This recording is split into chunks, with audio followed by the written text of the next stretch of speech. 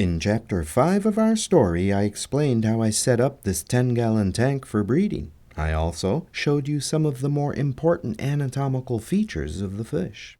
I spoke about how I prepare the male and female for breeding by giving them lots of live foods such as blackworms and baby brine shrimp.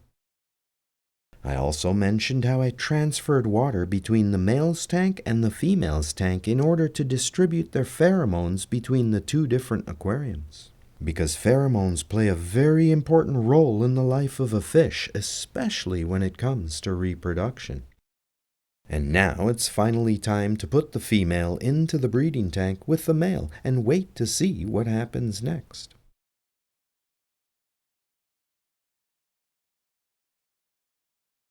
They notice each other right away, and the male immediately begins to put on a show for the female. He follows her and tries to position himself in front of her at about a 90-degree angle. Then he spreads his fins out as wide as he can to try and get her attention. And he keeps a close eye on her as she moves around the tank. His goal is to try and convince her to follow him, so he does his best to try and impress her. He'd like to try and get her to come back to the same cave that they've both spawned in several times before. But winning her over won't be easy because he has to prove that he's capable of defending the area around the spawning site. So he tries to make himself appear as large as he can by spreading his fins out as wide as they'll go. He also becomes fairly aggressive with her, which you might not think would work in his favor. But it does, because his ability to be aggressive with her is directly related to his ability to defend their young against an intruder. So he's not trying to hurt her or scare her away. He's just trying to show her that he would make a good, strong father for their young. However, if the female is unreceptive to his advances for a long period of time, then these near-constant aggressive displays from the male could lead to health problems for the female. In the wild, she'd be able to leave the male's territory if she wasn't ready to mate, but in the confines of the aquarium where there's limited space and no chance of escape, there's a very real possibility that she might be seriously hurt. And this is why it can be so helpful to exchange the pheromone-laden water between the male and the female's tank in order to prime the pair for breeding before putting them together in the same enclosure. Now obviously this sort of thing wouldn't be necessary for guppies or neon tetras, but in the case of some aggressive cichlids or betta fish, it could save lives. And since this little courtship dance can get so heated, it's best to provide your apistogrammas with lots of hiding places, just in case someone needs a break. And piles of submerged leaves make a great choice because that's where these fish are typically found in the wild. Nonetheless, not all of their time is spent focused on each other because they also spend a great deal of time trying to get me to leave them alone.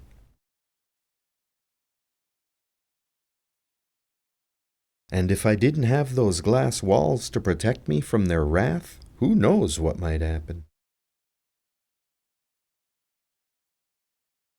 It's the male who displays the most aggression, while the female tends to stay behind. And he's incredibly angry with me right now because I refuse to back away.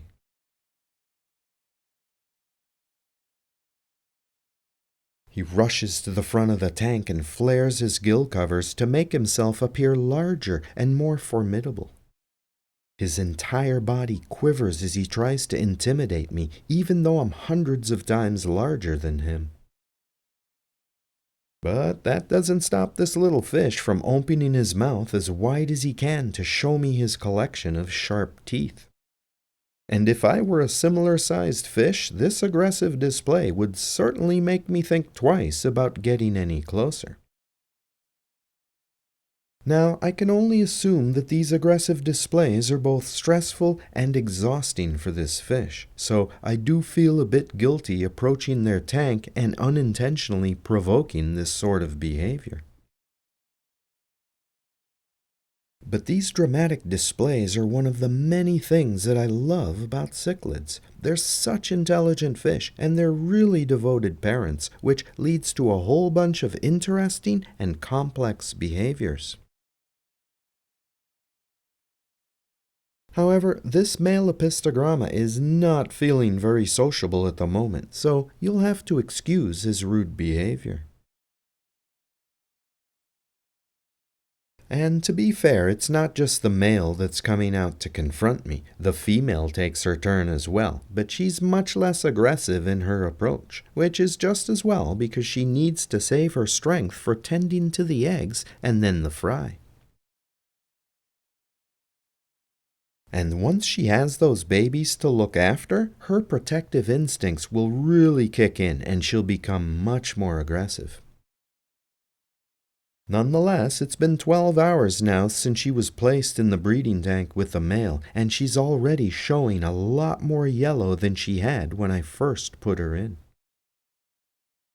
Her aggression has increased as well, and it's not just limited to me. She'll also attack the male every once in a while too, so there's a lot of tension in the breeding tank right now.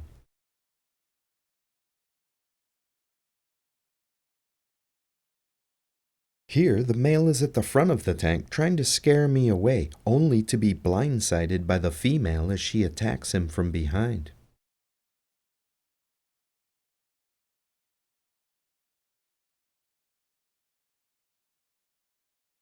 Without the benefit of words, these fish rely on a wide variety of chemical as well as physical cues to help them communicate with each other.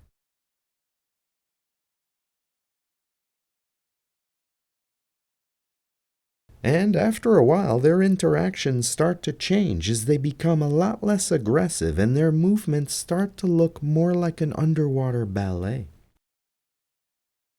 Maybe they're just tired after all of the excitement earlier in the day when they were first introduced, and now that they've grown accustomed to each other, they're starting to mellow out a bit more.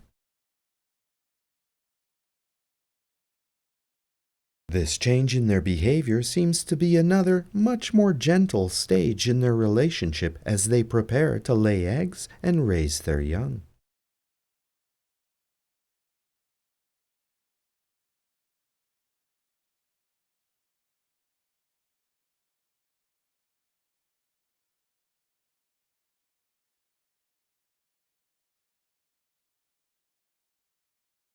This slow, inverted swimming style is common in many cichlid species when they're getting ready to spawn.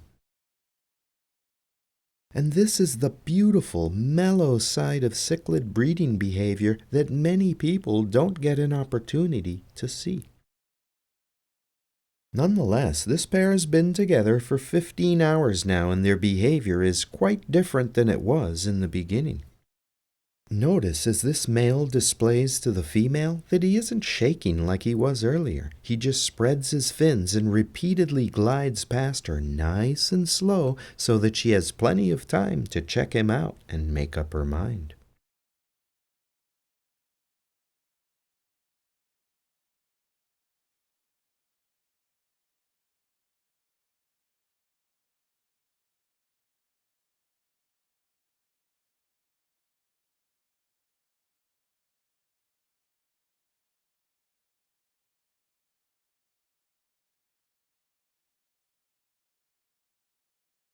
But it doesn't stay peaceful for very long because there's a lot of challenging work to do where they'll have to cooperate in order to succeed.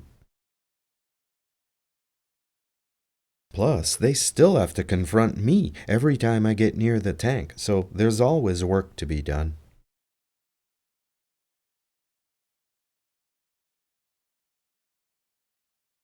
The male tries to convince the female to follow him and then enter the coconut cave, and this is the same cave that they've been using since chapter 1 of this story, so they know it quite well.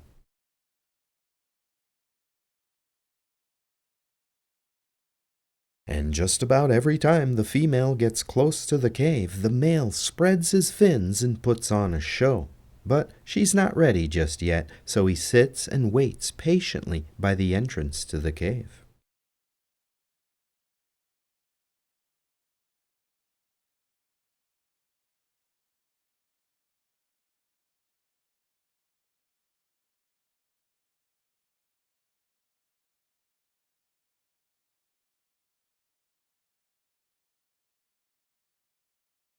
And it's not just the male who puts on a show. The female also has her own set of behaviors that she uses to communicate with the male. And it does take some time for them to work things out, but they seem to be getting along just fine, and I don't see any problems with excessive aggression. But I always make sure to watch them closely to see that they're okay and no one gets hurt, because fish can be very unpredictable.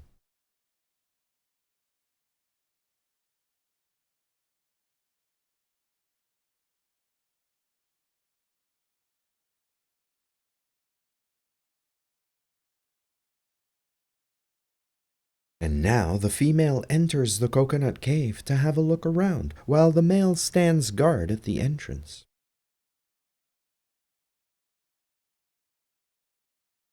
She might be in there cleaning a spot for the eggs, or she might just be inspecting the cave to make sure that it still meets her standards.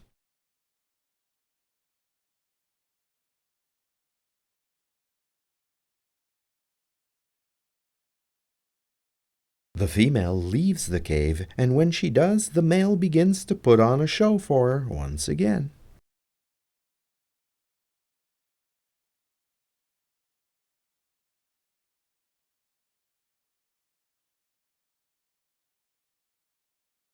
Now he backs up to the cave entrance, hoping that she'll follow him, and when she doesn't, he swims back to her, spreading his fins out as wide as he can. Then he backs up to the cave entrance once more, hoping that she'll follow his lead.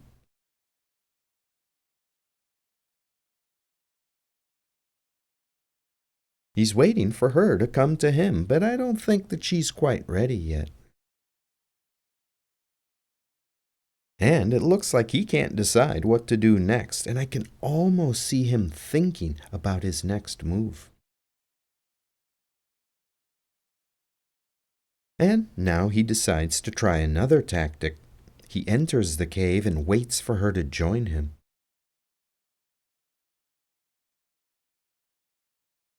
She approaches the cave and he sees her, so he backs up to give her a bit more room to come inside. But she's reluctant to enter the cave, so she takes a quick look and then swims away. The male sees her leave, so he follows her and then tries to persuade her to come back.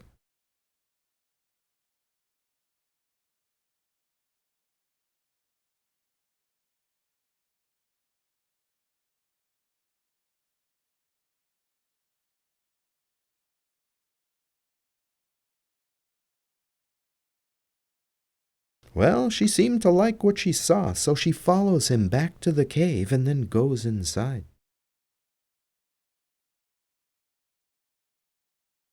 He waits outside the cave and guards the entrance while still continuing to put on a display every time he sees her.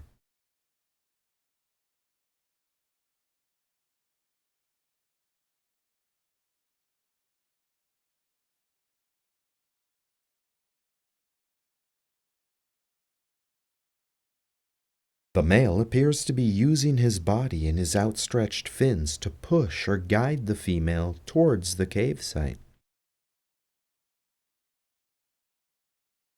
And if you recall from chapter 5 of our story, I mentioned the lateral line and how the fish uses it to sense movement in the water. So the female is not only watching this male dance, but she can actually feel the pressure waves that are produced as he moves the water around her. So she can probably judge how strong he is by sensing the strength of the pressure waves produced by the male as he dances. And I'm guessing the stronger the disturbance created by the male, the more attractive he becomes. There's even a very real possibility that the pressure waves that he sends towards her lateral line system when he dances next to her are actually a way of physically stimulating her before they spawn.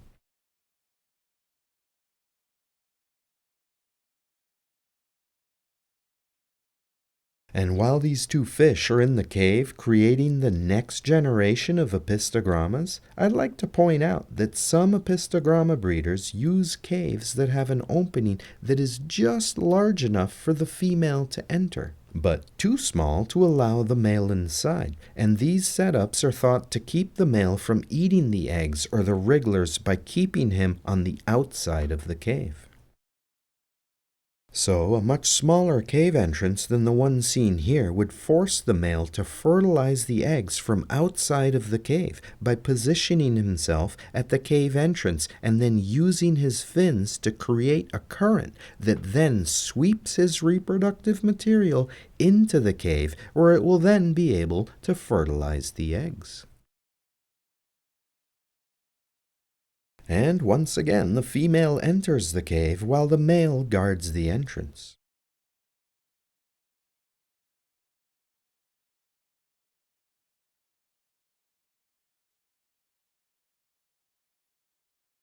And any time it looks like she's about to leave the cave, he begins to shake and dance.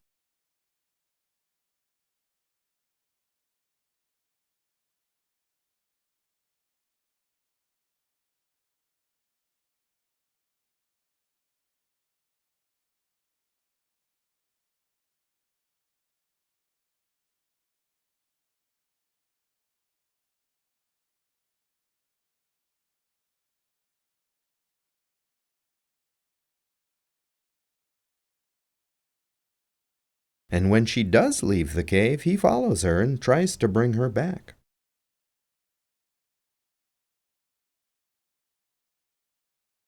And they'll continue like this for an hour or two until she's laid all of her eggs, at which point everything will start to change because the female will take ownership of the cave site and then begin to drive away the male if he gets too close.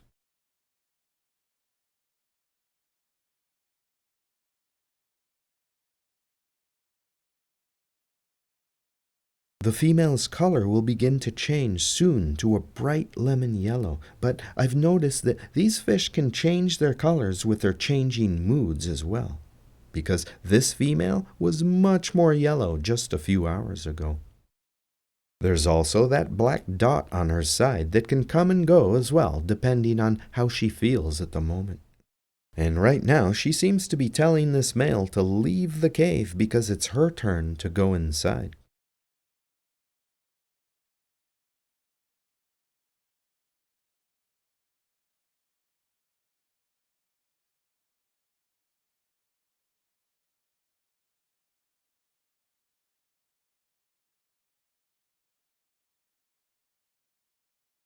And once again, she enters the cave to lay her eggs somewhere near the ceiling, and she can lay upwards of 80 eggs or more.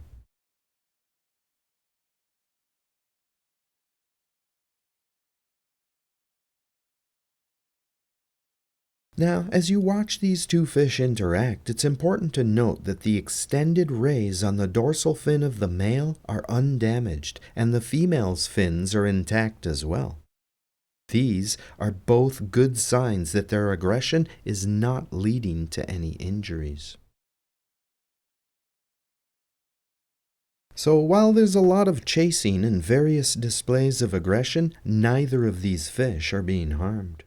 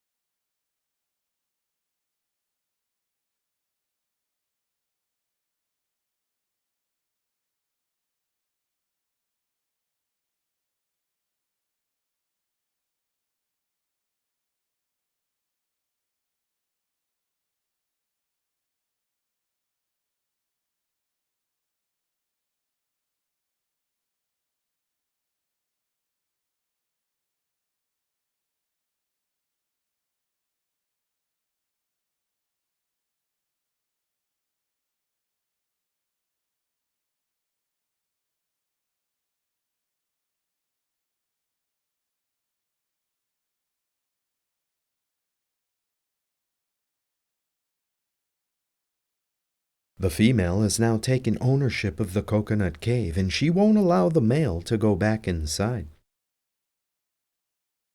She's also been digging a small depression inside the cave by moving sand out towards the cave entrance.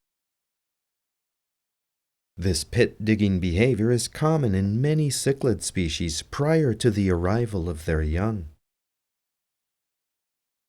And these depressions in the substrate serve as a gathering place and a nursery for their babies when they're still in the wriggler stage and just learning to swim.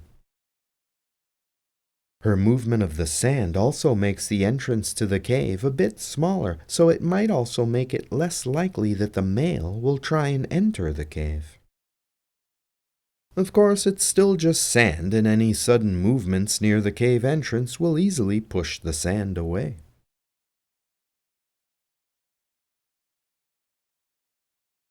Notice all of the live blackworms hanging out on the substrate?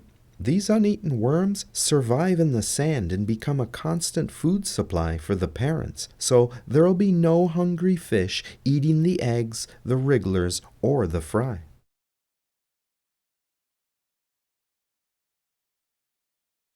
The female seems to be turning a bit more yellow now, which is exactly what should be happening as she prepares to raise the fry.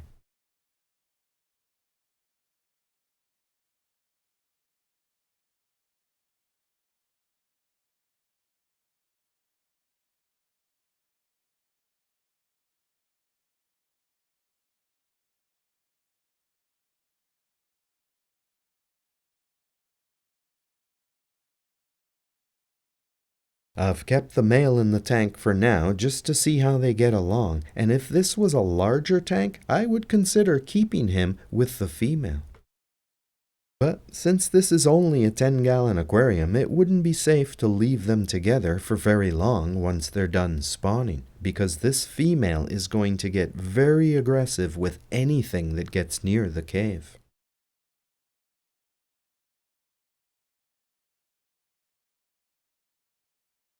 She keeps a close eye on the male and always stands guard at the entrance when he comes near. But keep in mind that this is only a 10-gallon tank, so there's not a lot of room for him to keep his distance. And this is why it's so important to provide them with plenty of hiding spaces, especially in a smaller tank like this one.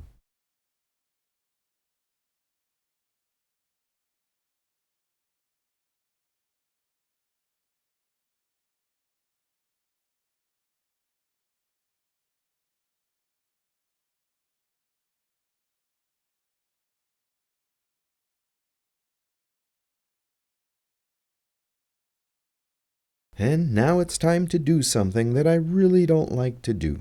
I'm going to pick up the coconut cave and have a look at what's inside.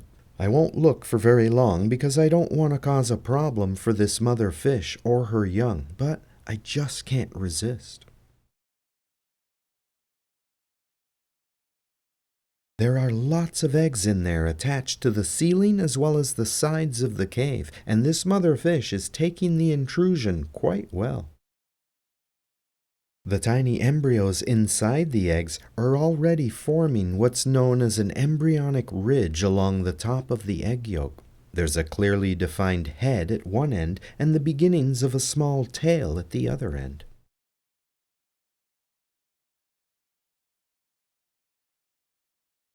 The embryos inside these eggs will take approximately 3 days to grow to the point where they can just barely survive outside of the egg.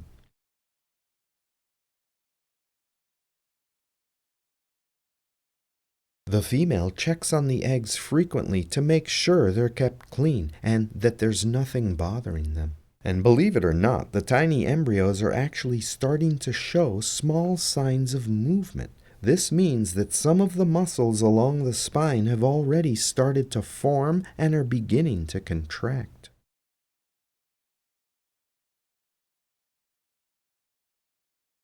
Here we can see that the tail of the tiny apistogramma has started to detach from the yolk, which is exactly what it should be doing at this stage of its development. The head is being formed at this end of the egg, which is the same end where the male's reproductive material entered the egg during fertilization. The rest of the body parts will form along this ridge that runs along the outer surface of the yolk.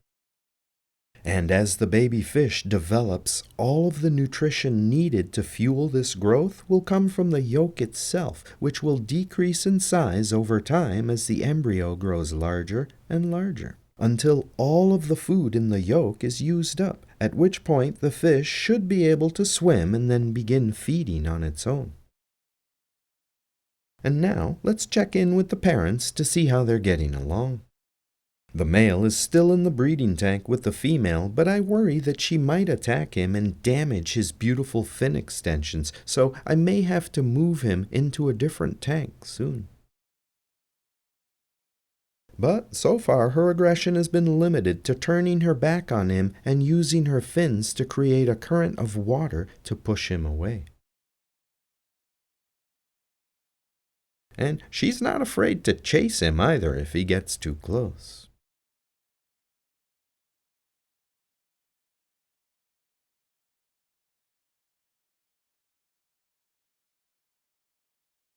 She has a small wound on her lower lip that's probably caused by the wear and tear of using her mouth to clean the cave ceiling before laying the eggs. She also uses her mouth to tend to the eggs themselves, as well as to move sand around inside the cave. So it's quite understandable that she might show some minor damage to that area, and I've seen this in other species as well. I'll just have to keep an eye on it and hope that it doesn't get much worse. Nonetheless, oxygen is vitally important for the developing embryos, so she needs to keep the water around the eggs moving. And she does this by sitting at the entrance to the cave and using her fins to create a small current that sends a steady stream of water into the cave. It's hard to tell from this angle, but this mother fish has moved a lot of sand out through the entrance to the cave, and there's now a large depression inside. She works tirelessly to make sure that the eggs are kept clean and that the water around them is kept moving. And when the eggs hatch and the wrigglers are just about ready to swim, she'll dig other pits in the sand outside the cave that will serve as future holding places for her young when they're ready to start exploring the rest of the tank. So these fish are quite intelligent, and they're actually planning ahead and creating these depressions long before they're even needed. And that's just another example of how fish are much more intelligent than we give them credit for.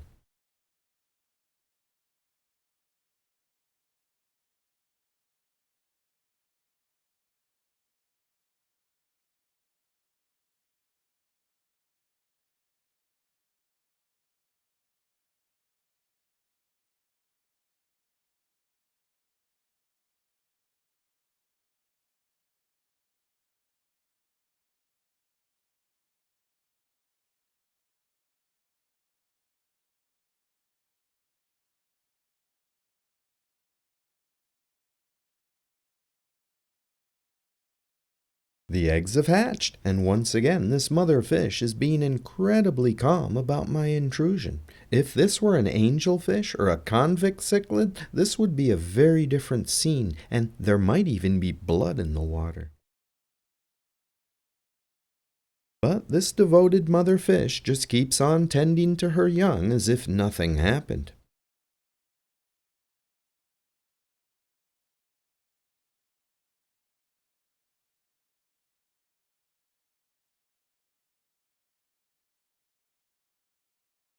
And even though the eggs have hatched, the wrigglers that came out of those eggs are still attached to the ceiling of the cave. And this is because the baby fish have several glands located on the top of the head called adhesive glands that secrete a glue-like substance that helps keep them in place. And I'm fairly certain that all cichlids that deposit their eggs on surfaces such as rocks, leaves, and coconut caves have offspring with adhesive glands to hold them in place during the wriggler stage. And these adhesive glands will disappear once the young are able to swim, which for this species usually happens about 4 or 5 days after they're born.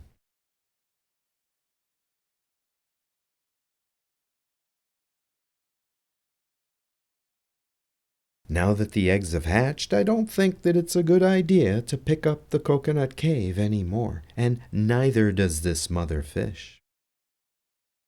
So we'll just have to wait until she brings the babies out of the cave for the first time.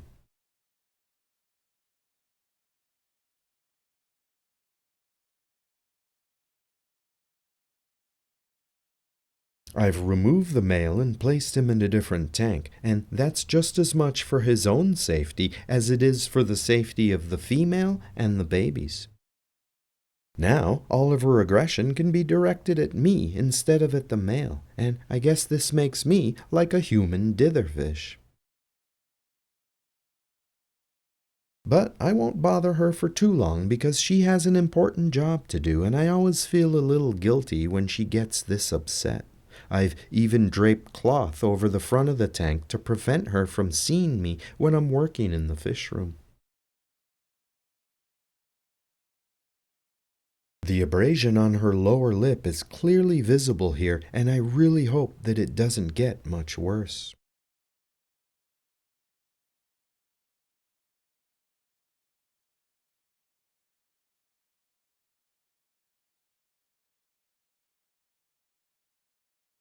The baby apistogrammas are now able to swim, so their mother has taken them out of the cave for their first meal. Here they're feeding on microworms, while their mother is kept busy moving them to a safer spot at the back of the aquarium, and she's only moving them because I'm too close to her children with my camera. She gathers several of the fry in her mouth at once and then races off with them to the back of the tank where she's created a small depression in the sand. And she likes to bring the fry to that spot when she feels threatened, but it's impossible for me to film her back there, and I think she's well aware of that. Here you can just barely see the remnants of the adhesive glands on top of the head that held the wrigglers in place when they were born.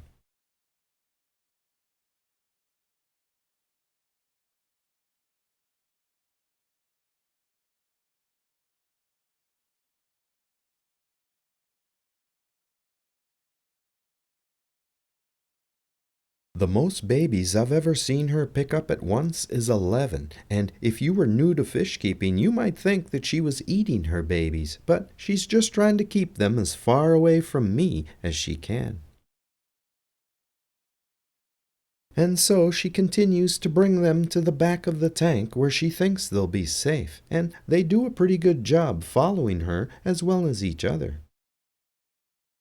But she has to work almost constantly to keep her children together because they don't sit still for very long. And every night she gathers all of them by the entrance to the cave, and then she brings them inside for the evening.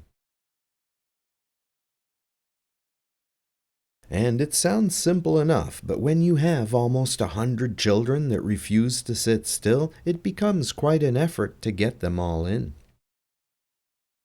And not only is she hard at work moving her young, she's also trying to keep an eye on me at the same time. So this is one busy mother fish.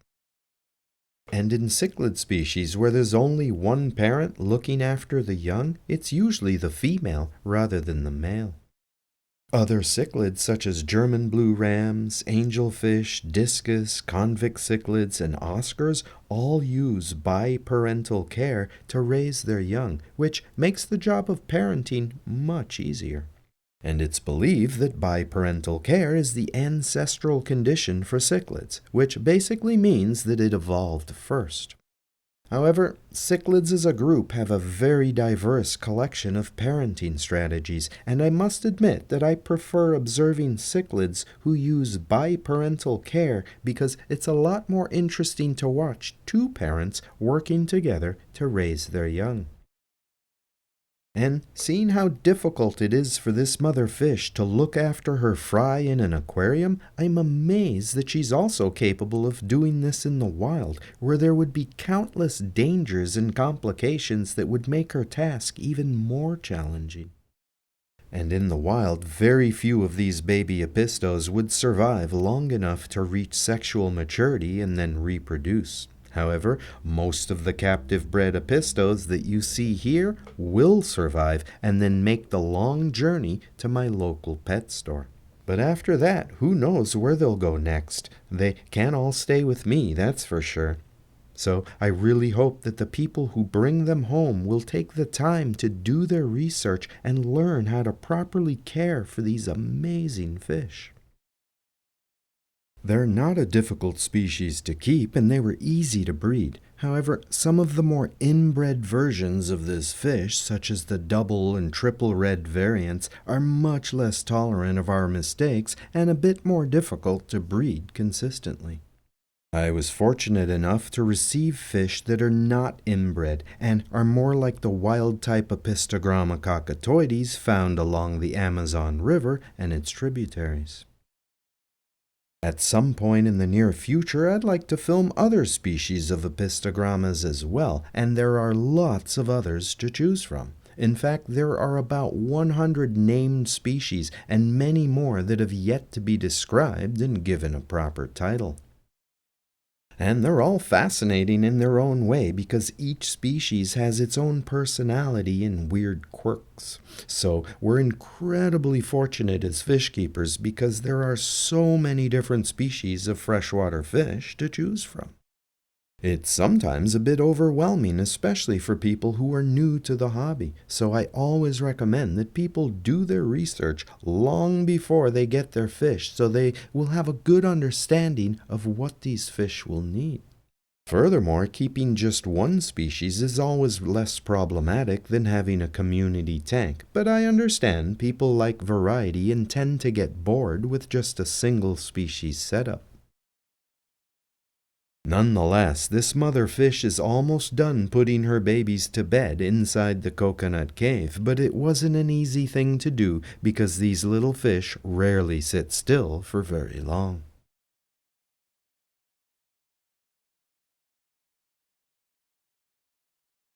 At 79 to 80 degrees Fahrenheit, which is around 26 to 27 degrees Celsius, her eggs hatched in just 3 days. Then it took another 5 days before her babies were ready to swim.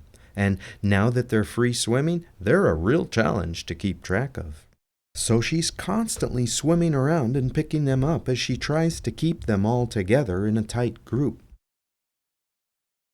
But with each passing day, they grow larger, stronger, and more independent, and they'll soon reach a point where they're too fast and too large for her to catch them and move them. And in the wild, they would slowly start to drift away from the group and find a place of their own. But we're a long way from that now, and these fry are still very much dependent on their mother for protection and guidance.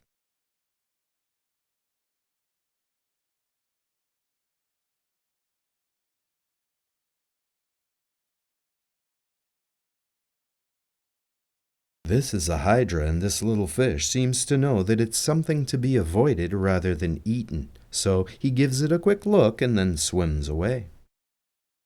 This other creature is a bit of a mystery. It looks a little like a planaria, but the anatomy of the internal organs is all wrong, so it must be something else. The fry are now 6 days old and growing fast, and in just 6 months from now, they'll be able to have children of their own. And I really hope that some of them will grow up to be as beautiful as their parents.